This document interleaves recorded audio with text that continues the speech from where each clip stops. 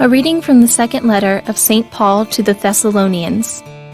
We instruct you, brothers and sisters, in the name of our Lord Jesus Christ, to shun any brother who walks in a disorderly way and not according to the tradition they received from us.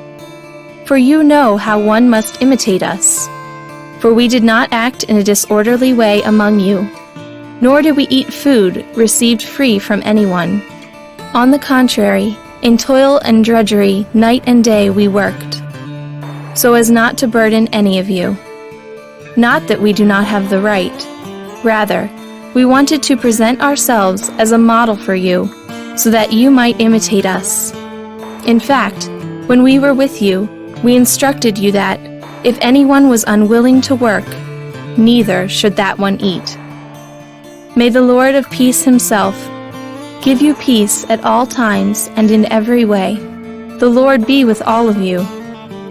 This greeting is in my own hand, Paul's. This is the sign in every letter. This is how I write.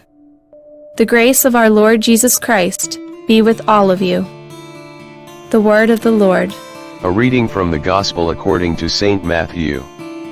Jesus said, "Woe to you, scribes and Pharisees, you hypocrites! You are like whitewashed tombs, which appear beautiful on the outside, but inside are full of dead men's bones and every kind of filth. Even so, on the outside you appear righteous, but inside you are filled with hypocrisy and evil-doing.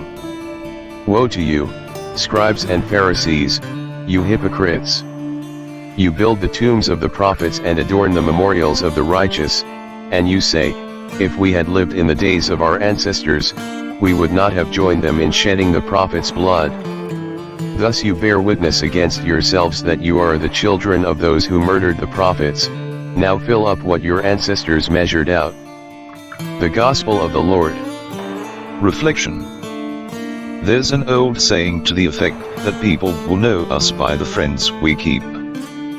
There's solid insight in that, on several levels. The most obvious is the likelihood of our choosing companions who share our more important views and attitudes towards life.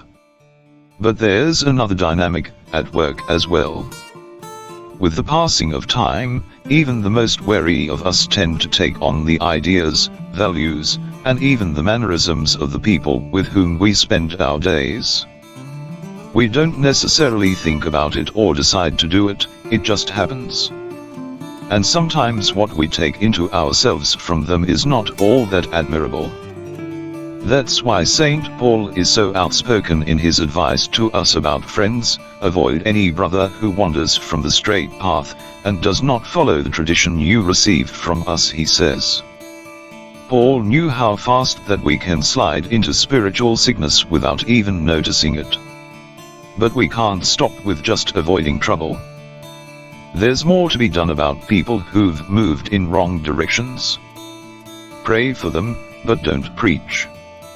Search for opportunities to talk with them about the things that matter. And when you do, speak from the heart and listen from the heart. Live your values. Let your life offer a different vision that speaks louder than any words. They may not admit it, but they'll notice. And in the end, if nothing seems to work, leave it to God.